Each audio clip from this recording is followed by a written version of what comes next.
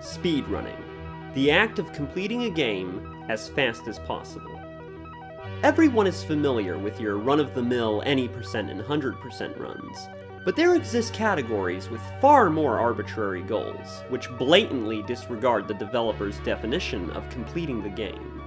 From straightforward runs like activating all the Switch Palaces in Super Mario World, to meme runs where you make Link smoke a joint in Ocarina of Time.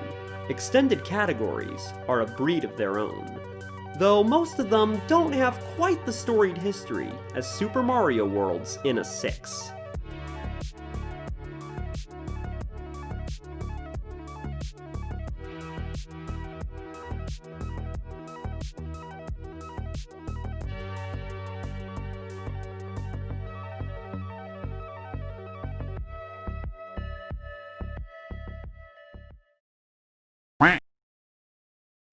The true origins of In the Six are unfortunately lost to the annals of time, but it's believed that SMW runner Sten is among those who came up with the category. The run is self-explanatory: get to Bowser's castle and clip inside the Six as quickly as possible. The earliest record with video proof is 8:15 by runner IsoFreeze, formerly known as Dots Are Cool. Starting off the run, Freeze gets a Yoshi in Yoshi's Island 2. He then goes to Yoshi's Island 1, where he performs an item swap glitch. By collecting the coin on Yoshi's tongue before he can eat it, Freeze creates a null sprite in its place. He then heads further right to spawn the clapping Chuck just off screen. The Chuck occupies the same sprite slot as the null sprite currently on Yoshi's tongue, causing the newly spawned Chuck to warp to Yoshi's tongue and be eaten. Doing this causes the orb from the end of Sunken Ghost Ship to be added to Mario's reserve item box. After successfully performing the glitch, Freeze takes an intentional death. This prevents him from wasting time by unlocking Yellow Switch Palace. He then makes his way to Iggy's castle, where he uses the orb to beat the level instantly and skip the castle destruction cutscene, saving 15 seconds. In Star World 1, Freeze performs a strat known as Zips, which forces Mario through the turn blocks at high speed since only 4 can spin at one time. In Bowser's Castle, Freeze is able to squeeze out some extra time save by carrying his flight meter through the door and flying through Room 2. He then makes his way to the 6 and finishes the run. IsoFreeze's record didn't last long though. Just 2 days later, 11 Exit Master Area 51 beat Freeze's time by 2 seconds, achieving an 8:13. Let's go! It's over. It's done. I'm now the In the Six champion. It's over. I don't have to run that category ever again. It's over. The world hacking record. This time would last much longer, just under half a year, before 11 Exit Prodigy Fitz 1889 lowered it to 8:11. Even with the very best in the world running the category, large time saves simply weren't a thing. You see, In the Six was optimized long before it was even conceived as a category. This is due to the fact that up until the last few seconds of the run, In the Six plays identically to 11 Exit. So, did the category really plateau just 6 months after its creation? The answer is a little complicated. In the Six is on the extended category leaderboard, which lends it some advantages over its main leaderboard brethren, namely, more relaxed rules. Arbitrary code execution, ACE for short, is an exploit that can be performed in many games, with Super Mario World being no exception. By plugging in multiple controllers with specific buttons held down and doing seemingly pointless actions at pixel-perfect positions, runners are able to write code to be executed by the game. Using ACE, it's possible to beat Super Mario World without clearing a single exit goal. Yes! Let's fucking go! With seemingly limitless possibilities, Ace is what runners needed to substantially lower the record. But Ace is no easy feat. The skill needed to execute such precise inputs at a pace faster than what runners were already doing was insane.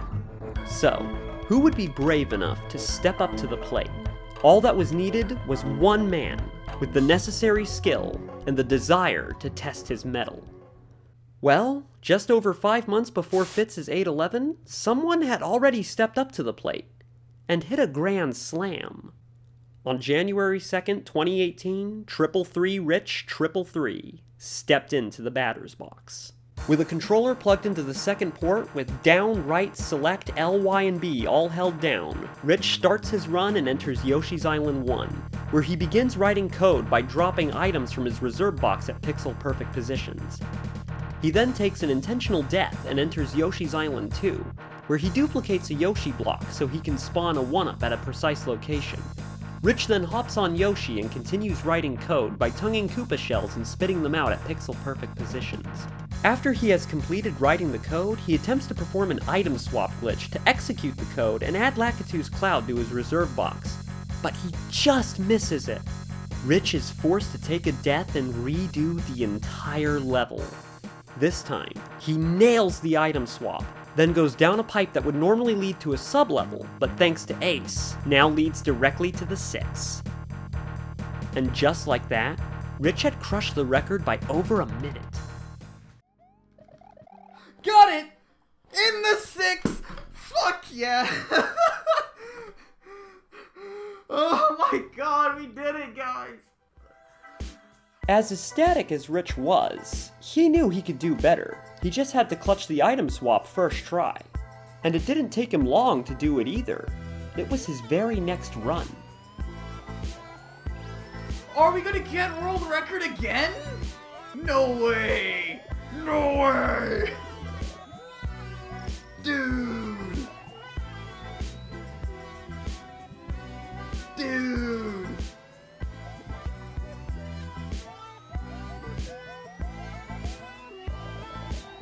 Got it!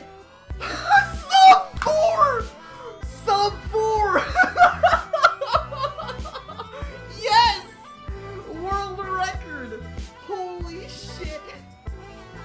This was a beast of a run. Rich had managed to lower the record by 4 minutes and 15 seconds, all in one day. There was just one small problem. Ace is fucking boring!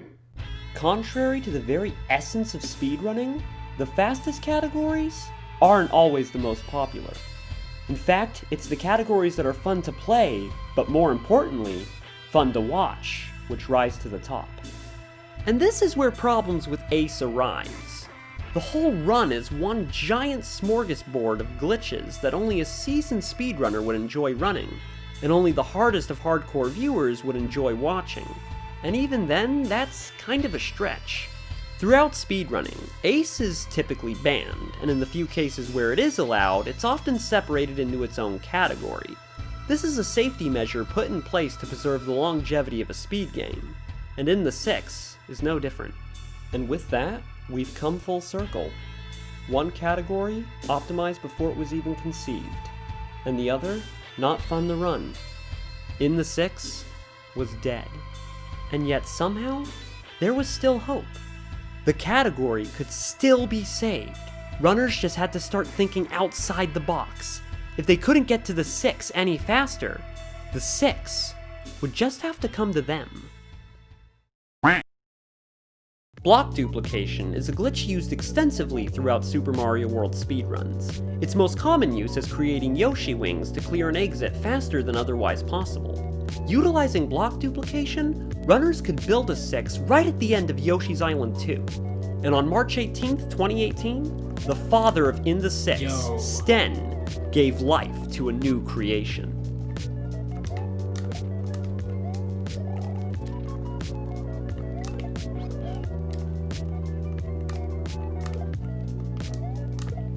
Come on, give me this tube.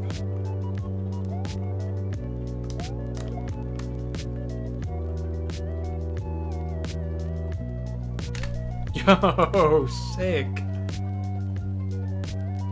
Sub 130 is totally possible. As Sten said, sub 130 was definitely possible. The problem was, nobody was up to the task.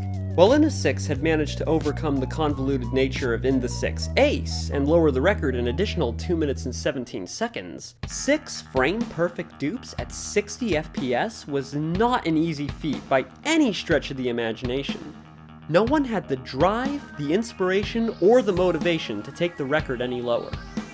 And as such, Sten's 141 stood uncontested. It was time for another brave soul to step up. Somebody not afraid to grind out absolute perfection down to the frame. And just over 2 years later, that brave soul made their name known. Isolated from society, in the cold, desolate wasteland of Toronto, Ontario, Canada, Chadley McCancan, better known by his online alias, Canalus, stepped forth from the shadows. Ooh, that's a good spot. We get here, right here. That's me. That's the fucking death spot right there. Oh, he gave it to me. Oh, we get this for free. You have no context? You don't know how to play Gus? So 8 stores there. VMix, right? Yeah. Free or not? World record. Yeah, as long as you don't want to do fucking go. HD. Yeah, it's free. Canalus didn't stop there. He went on an absolute tear, lowering the record 5 more times in just 5 days. Woo! Saving precious seconds through tighter play and new strategies, most notably corner skip, which eliminated the need to break a duped block. I just destroyed that record by like 3 seconds.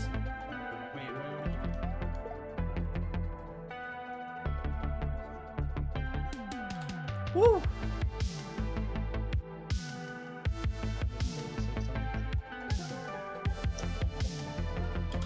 $121? That wasn't your main category of focus. Yeah. I'm terrible at cave categories. I'm just now starting to pick them up. And now I realize they are them small. After hitting sub 120, Canalus took some time away from the category to work on his passion project, In a 420. And in his absence, he was dethroned by an unlikely adversary. The point is to build a 6 and get inside of it and have the fastest time. And I have a motherfucking world record, so GG.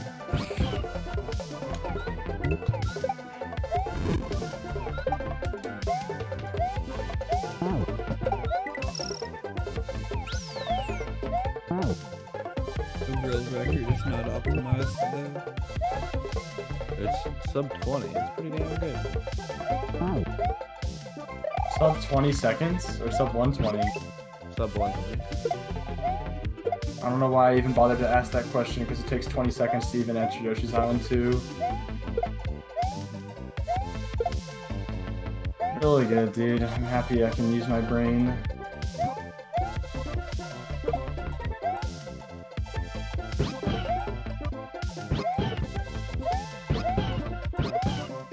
The point is to have the most dick points ever.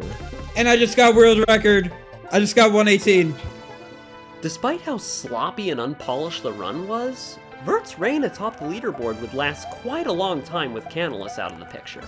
It wasn't until the meteoric rise of SMW newcomer Nanase that Vert was removed from the throne.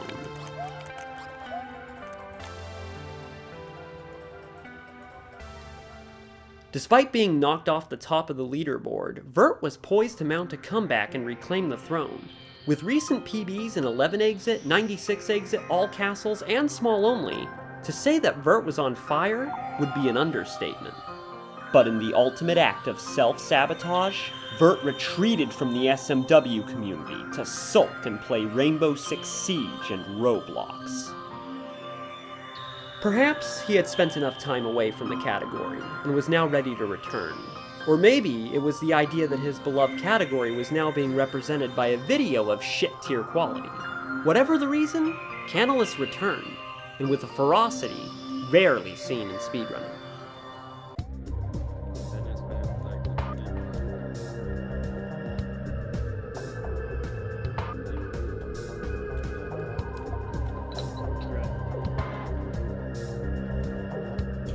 World record, let's fucking go! That's a 115, that's like undisputed. I don't even have to retime that shit.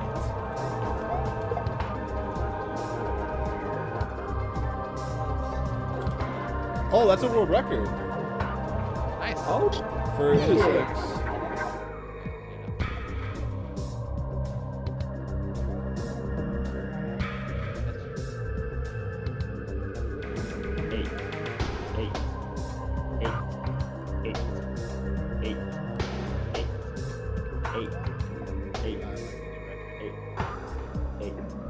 Wait, did you just win? I have to retime it. Sub 110 was within his grasp, less than 3 seconds away. It seemed like nothing could stop Canalus from attaining the glory that would come with being the man to achieve the world's first Sub 110. But then, tragedy struck, from the most unlikely place. Canalus' own flesh and blood, his firstborn son, Limestoners, picked up his SNES controller and started streaming.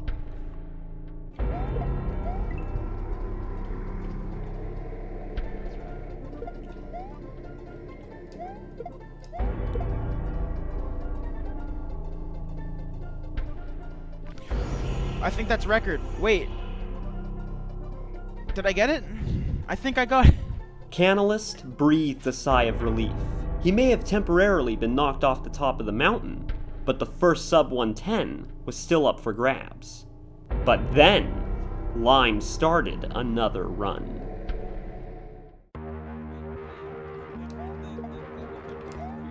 No, I lost the world record. That would have been so good. I can't. I did it! Wait! Wait, I have to retime it again. When I settle it by setting up a box of matching or It's a 109! Yes! Lime had done it. A sub 1 minute and 10-second run with only 2 frames to spare. Canalus was pissed. Not only had he been robbed of the glory he believed to rightfully be his, he was stabbed in the back by his own son. Filled with a new zeal, a soul-corroding concoction of hatred, envy, and THC, Canalus started grinding out run after run through the late night and into the early morning hours. He would not rest until he had reclaimed the throne. And just over 4 hours, and over 250 attempts later, Canalus achieved this run.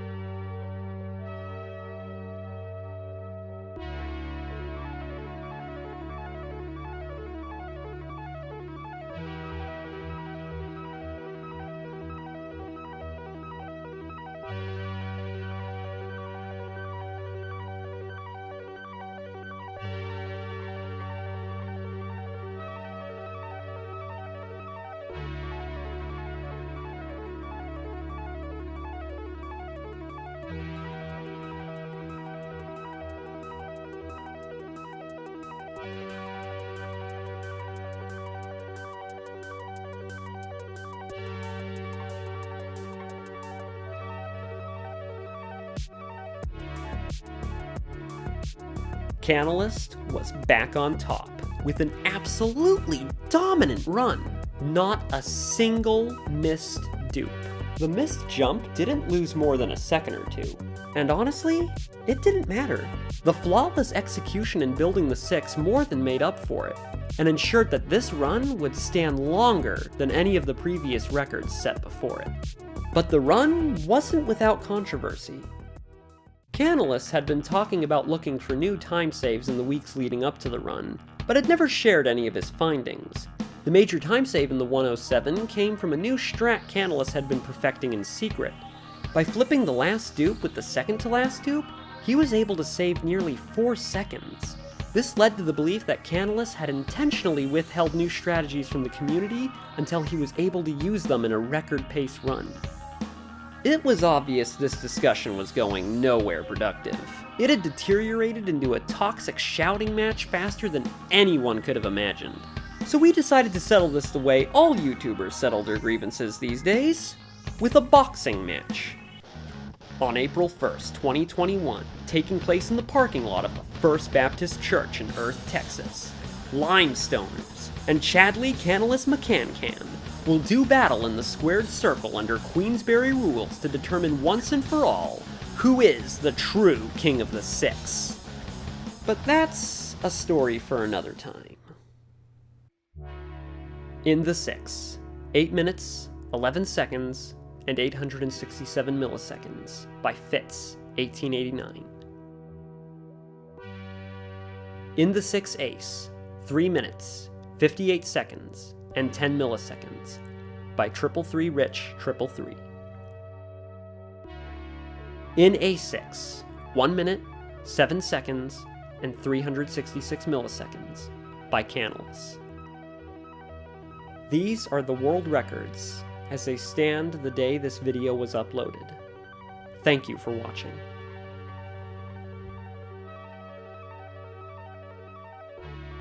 Oh my god! The music! The format of the video! He ripped off Summoning Salt! I hate that Uncle Steve-Pup kid! Oh my god! Oh my god!